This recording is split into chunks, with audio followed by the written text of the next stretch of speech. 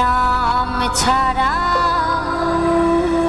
বৃথাই জীবন। যারা গুরু মন্ত্র জপ করেন তারা জেনে রাখুন এগুলো। যারা জপ এখনো করেন না, গুরুর কাছে মন্ত্র নিয়ে তাকে তুলে রেখেছেন, তাদের কাছে অনুরোধ তাকে তুলে রাখার জিনিস এগুলো নয়। রোজ যেমন ভাত খেতে হয় তেমনি রোজ মন্ত্র জপ করতে হয়। কারণ মন্ত্র এমন একটা জিনিস, যেমন কোনো বাসন যদি ঘষে মেজে না রাখেন চকচকে থাকবে না, ঠিক তেমনি মন্ত্র যদি রোজ জপ না করেন তাহলে মন্ত্র উজ্জ্বল থাকবে না, আর মন্ত্র উজ্জ্বল না থাকলে মন্ত্র ক্রিয়া করবে না। তাই ভাগ্যক্রমে যারা মন্ত্র পেয়েছেন অন্তত প্রতিদিন জপ করার চেষ্টা করবেন। জপ হয় 3 রকম, শুনে রাখুন। 3 রকম জপ হয়। যে জপটা ফিসফিস করে আওয়াজ হয় তাকে বলে উপাংশু জপ, মানে দাঁত নড়বে, জিভ নড়বে, ফিসফিস করে আওয়াজ হবে, এই জপটার নাম উপাংশু জপ।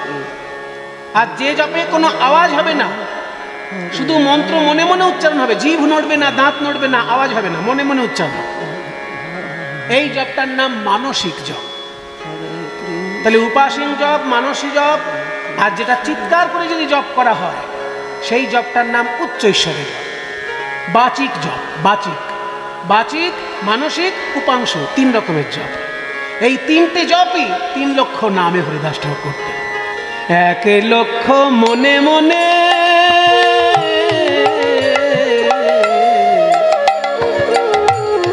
1 লক্ষ মনে মনে, 1 লক্ষ উচ্চ ঈশ্বরে। হরে কৃষ্ণ হরে কৃষ্ণ কৃষ্ণ কৃষ্ণ হরে হরে, হরে রাম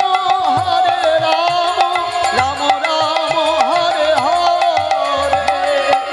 1 লক্ষ মনে মনে, 1 লক্ষ উচ্চ ঈশ্বরে, আর 1 লক্ষ ধীরে ধীরে অতি অনুপাম। 1 লক্ষ ধীরে ধীরে অতি অনুপম। দিবানিশীল এসে 3 লক্ষ নাম। হরে কৃষ্ণ কৃষ্ণ কৃষ্ণ হরে হরে, হরে রাম রাম রাম হরে হরে।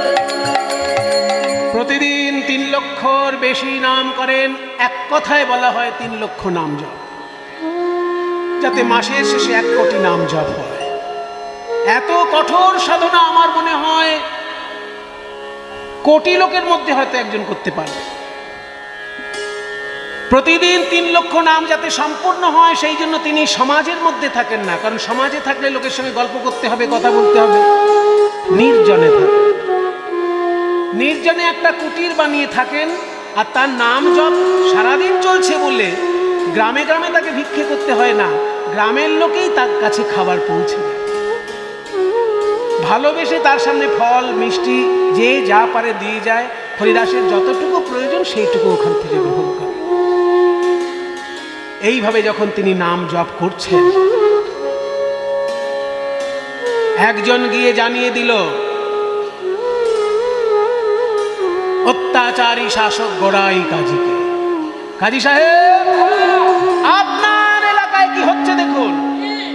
একজন মুসলমান হয়ে দিনরাত হরিনাম করছে, আর লোকে তার কাছে গাদা গাদা খাবার।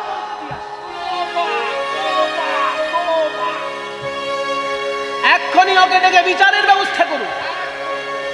বিচারের ব্যবস্থা করতে হবে। কি বিচার করা যায়? ওকে তো হাতে মারা চলবে না, ওকে পাতে মারতে হবে। এই কে আছিস? একদল লাঠিয়াল যাবি, লাঠিয়াল গিয়ে ওর একেবারে ভালো করে হাড়গোড় ভেঙে দিয়ে আসবে। লাঠিয়াল গিয়ে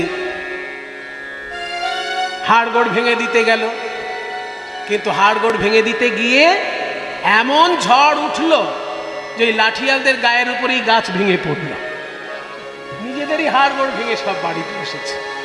হরিদাসকে কেউ আর মারতে পারল না।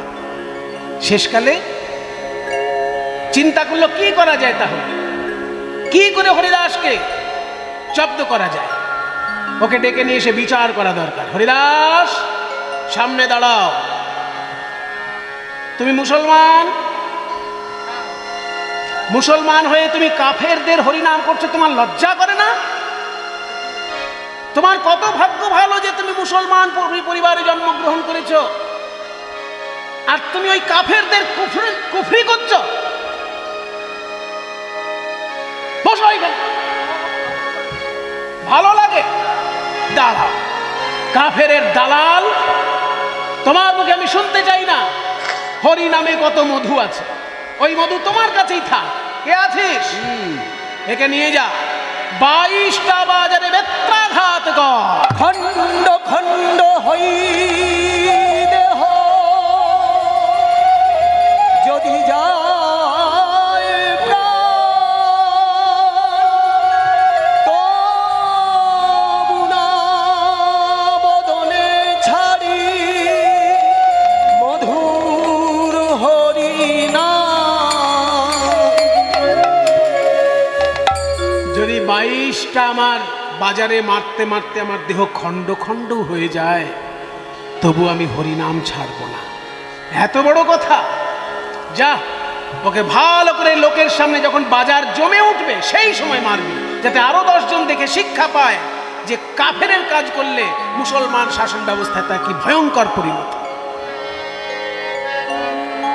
বাজার যখন জমে উঠেছে সেই সময় খুঁটির সঙ্গে বেঁধে হরিদাসকে মারছে। হরিদাস, এখনো সময় আছে, হরিনাম ছাড়। আমাদের কিন্তু দয়া মায়া নেই। হরিনাম ছাড়, নাম ছাড়, নাম ছাড়।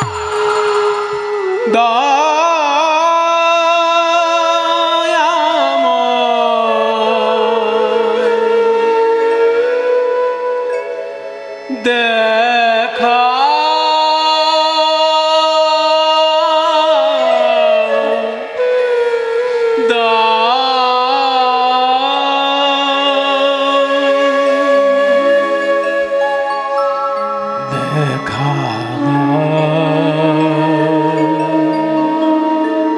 দেখা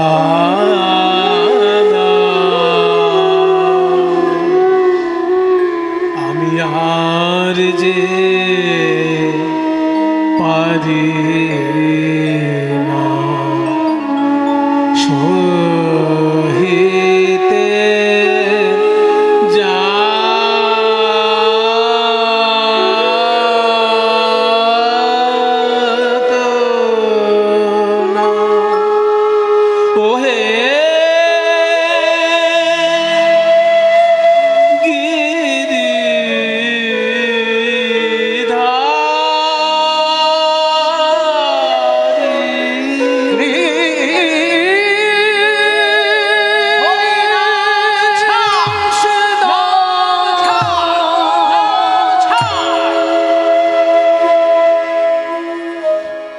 এক বাজার,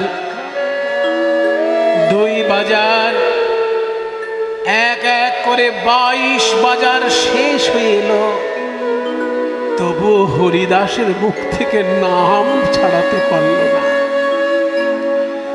কত বেত ভেঙে গেছে, মারতে মারতে ঘাতকগণ ক্লান্ত হয়ে পড়েছে। এইবার ঘাতকরা বেত ফেলে দিয়ে হরিদাসের পায়ে জড়িয়ে ধরেছে। হরিদাস, তোমার তো মৃত্যু কিছুতেই হচ্ছে না। হরিদাস, তুমি যদি না মরো তাহলে আমাদের সংসার ভেসে যাবে। ওই কাজী সাহেব কি বলেছে জানো? তোমাকে যদি মারতে না পারি আমাদের গর্দান নিয়ে নেবে, আমাদের হত্যা করবে। আমাদের হত্যা হলে আমাদের পরিবার যে ভেসে যাবে। হরিদাস, আচ্ছা এই কথা বলেছে? তাহলে তোমরা আমার সঙ্গে একটা ছোট্ট কাজ করো, আমি মরে যাব।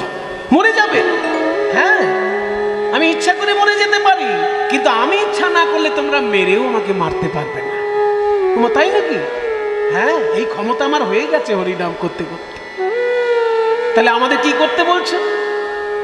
এই যে আমি হরিনাম করছি, আমার সঙ্গে তোমরাও একটু হরিনাম করো। হ্যাঁ, হরিনাম ছাড়ানোর জন্য মারতে বসেছি সকাল থেকে। মেরে মেরে আমাদের হাত পা ব্যথা হয়ে গেল, আর এই হরিনাম করতে হবে আমাদের। তখন পাশ থেকে একজন কানে কানে বলছে, দেখ এই সময় নবাবের লোকজন খেতে গেছে, এই সময় আশেপাশে কোনো বাইরের লোকজন নেই, আমরা ঘাতকরাই আছি শুধু। এই সময় একটু হরিনাম করলে বেটা যদি মরে, হ্যাঁ, তাহলে এইবার তো আমরাও বেঁচে যেতে পারি, ও বেটা মরলে আমরা বাঁচবো। তো যদি একটু সামান্য হরিনাম করলেও মরে যেতে, মেরে কি লাভ?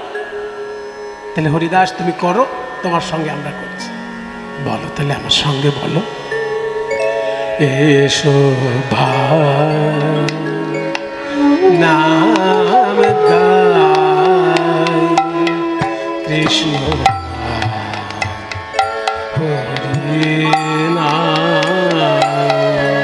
এসো ভাই নাম গাই কৃষ্ণ নাম হরি নাম।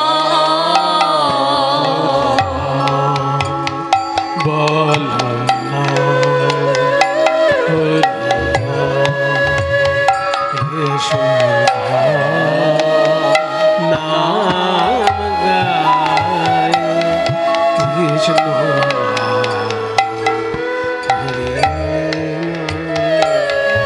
সদা শরী বলো হরি।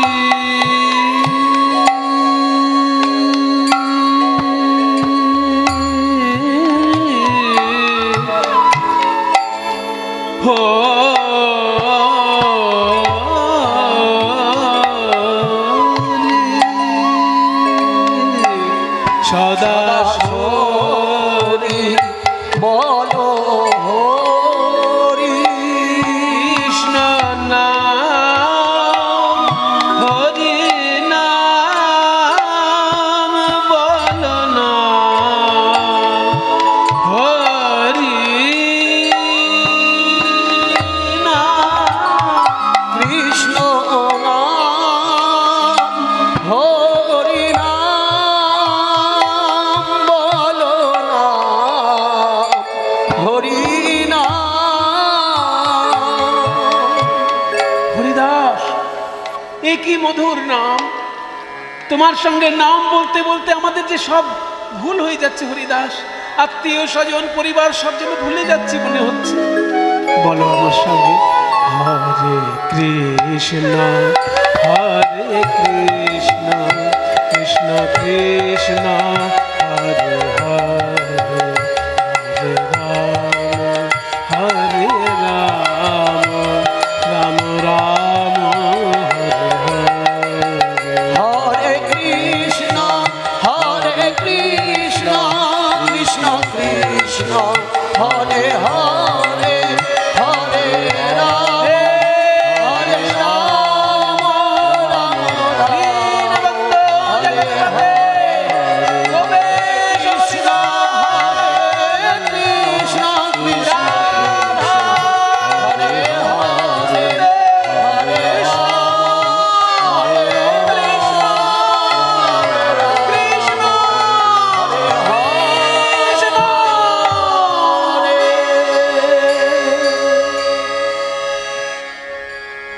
আছাড় খেয়ে পড়ল হরিদাস। এই পড়ে গেছে পড়ে গেছে, দেখতো দেখতো নাকের সামনে হাত দিয়ে দেখ নিঃশ্বাস পড়ছে কিনা।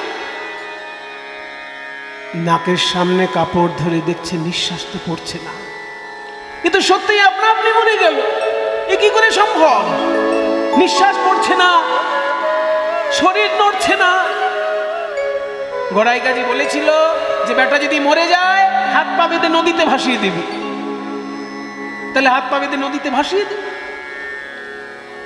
যখনই হাত পা বেঁধে নদীতে ভাসিয়ে দিয়েছে, হরিদাস কিন্তু মরেনি। হরিদাস মরেনি।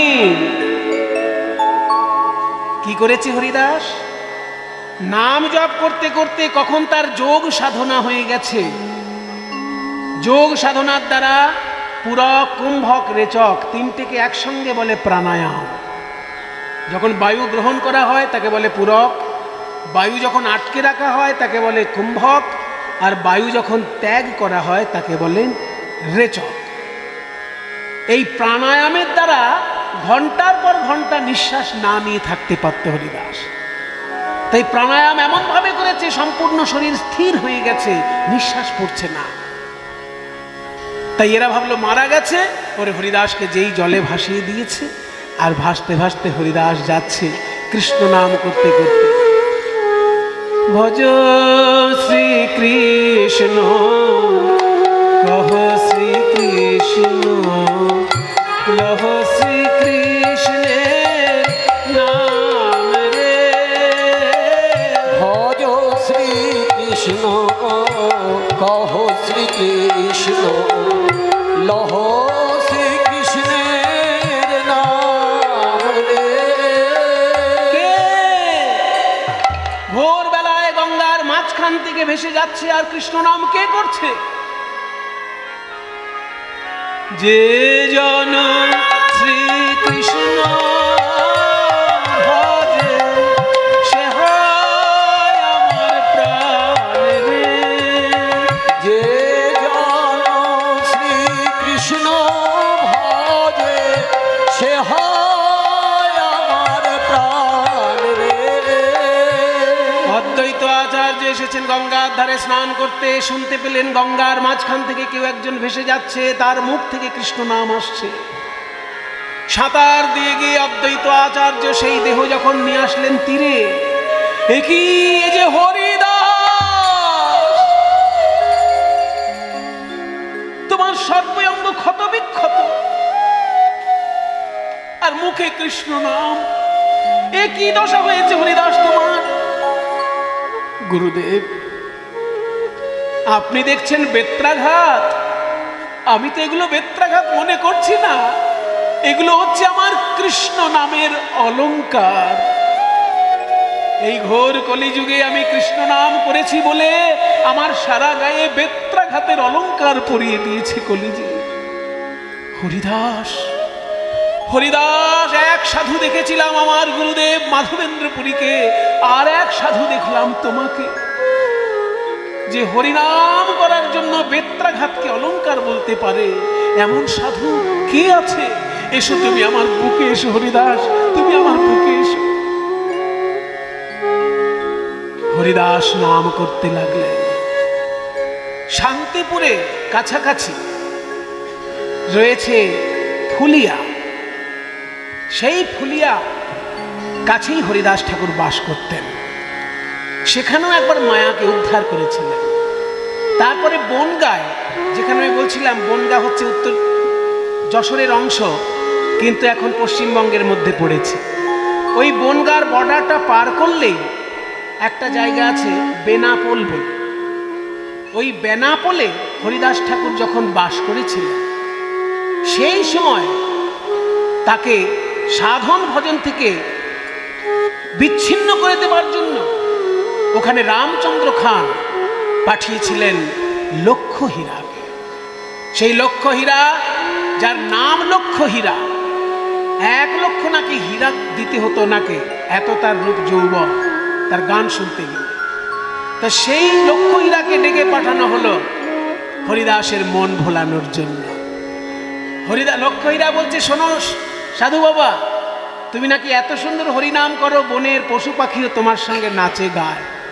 আজকে আমি এসেছি, তুমি হরিনাম করবে, আমি নাচবো, তুমি গাইবে, আমি নাচবো।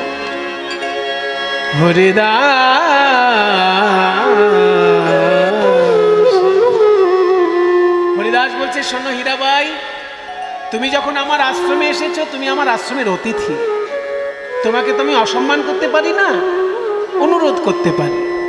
আমি 3 লক্ষ নাম জপ শেষ না হলে কারোর সঙ্গে কথা বলি না। এবার তুমি জানো না বলে তোমার সঙ্গে বললাম, তুমি ওইখানে নাচ গান নিজের মতো করো, আমার নাম জপ শেষ হলে তারপর তোমার সঙ্গে কথা বল। লক্ষ্য হীরা তখন শুরু করলেন নৃত্য। হরিদাস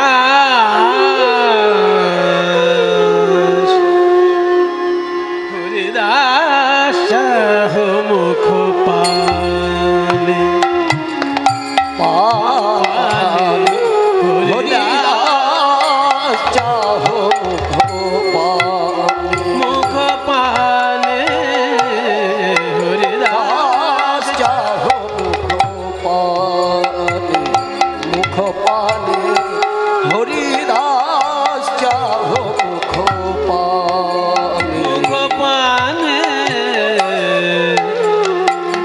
কুসুমের সুবাসে কুসুমের সুবাসে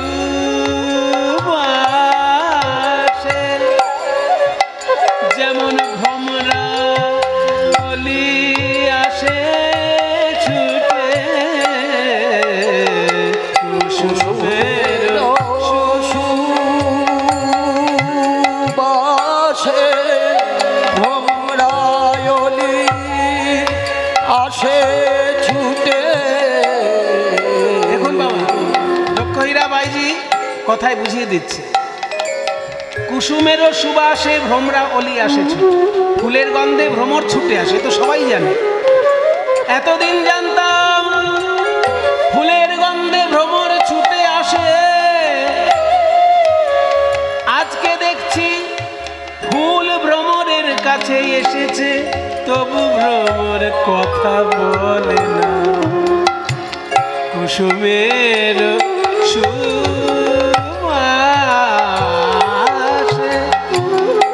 ভ্রমরায়লি আসে ছুটে, ভোরে ওঠে সুগন্ধে কুসুমের শোভায় হরিদাস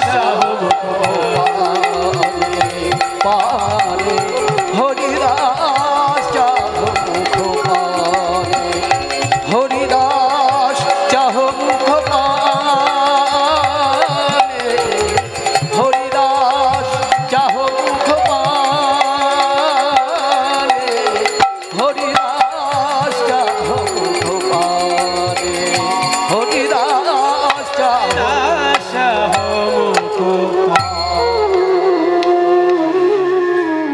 সারা রাত্রির ধরে নাচ গান হলো, হরিদাস জপ করে চলেছেন হরিনাম। সকাল যখন হয়ে গেল, লক্ষ্য হীরা ভাবলো গ্রামের লোক এসে যাবে, আমায় দেখে ফেলবে, সেজন্য ভোর হওয়ার আগেই চলে গেল বাড়িতে। এরকম 3টে দিন, দিনের বেলায় বাড়ি যায়, রাত্রির হলেই চলে আসে, নৃত্য গীত করে লক্ষ্য হীরা হরিদাসের মন ভোলানোর চেষ্টা করে। কিন্তু 3টে দিনেও যখন চেষ্টা করে কিছু হলো না, শেষ দিনে হরিদাসের কাছে এসে বলছে, হরিদাস তুমি কি এমন রত্নের সন্ধান পেয়েছো যে আমার মতন এত রূপবতী এত গুণবতী একটি নারী তোমার সঙ্গে নৃত্য গীত করছে তোমার সামনে, কিন্তু তোমার কিছুতেই মন টলছে না? হরিদাস বললেন, শোনো, হরি নামে কি হয় জানো? হরি নামে আমার হৃদয়ে স্বয়ং হরি নেমে এসেছে, আর আমি তার রূপে একবার মুগ্ধ হয়েছি। বিশ্ব ব্রহ্মাণ্ডের আর কোন রূপ কি আমাকে মুগ্ধ করতে পারে? লক্ষ্য হীরা 3য় দিনের জন্য যখন আর মন হরণ করতে পারল না, মনে মনে ভাবলো, ধিক্কার আমার রূপকে, ধিক্কার আমার যৌবনকে, ধিক্কার আমার সারা জীবনের মানুষের মন হরণের সাধনাকে। ছুটে এসে হরিদাসের চরণে আছাড় খেল,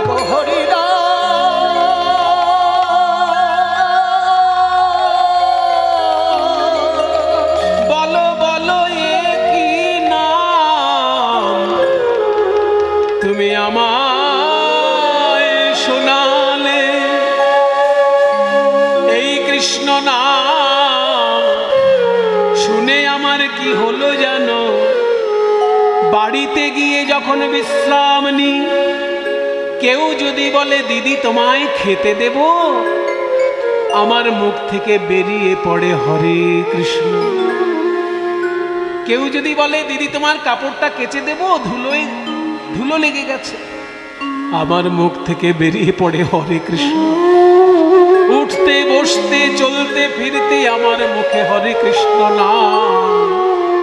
এই পাপ বদনে হরে কৃষ্ণ নাম এনে দিলে, এ কেমন নাম তুমি আমায় শোনালে ঠাকুর? বলো বলো কিবা শোনাই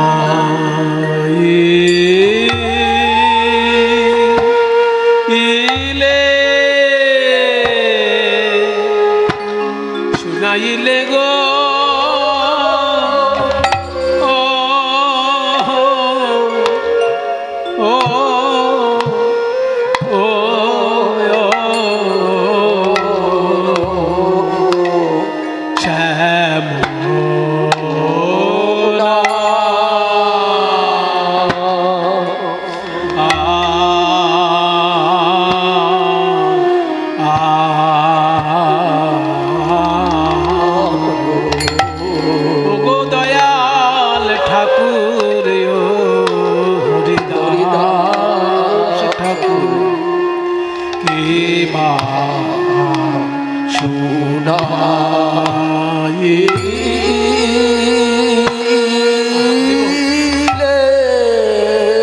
প্রথম কৃষ্ণ নাম শুনে রাধারানীর যে অবস্থা হয়েছিল পূর্বরাগ লীলায়, কৃষ্ণ নাম শুনে সর্বঙ্গ থরথর করে কেঁপেছিল রাইধনির। কৃষ্ণ নাম শুনে দুই নয়নে অশ্রুধারায় প্লাবিত হয়েছিল আমার রাই কিশোরী। আজ সেই অবস্থা লক্ষ হীরার মধ্যে দেখা যায়। সর্বঙ্গ কৃষ্ণময় হয়ে গেছে কালে কৃষ্ণ নাম শুনে শোনা ইলে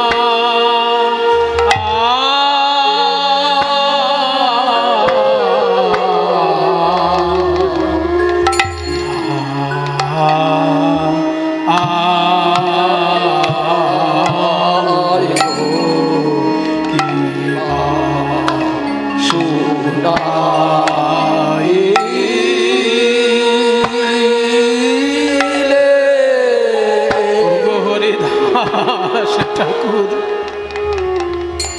তোমার দুটি চরণে ধরি এমন মধুর নাম, বাবা বলি হরি, এমন মধুর নাম আমি আজ অবধি শুনি কভু শুনি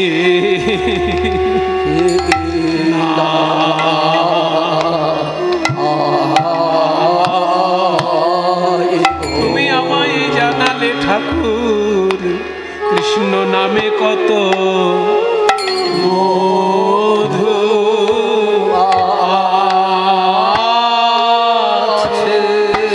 আছে।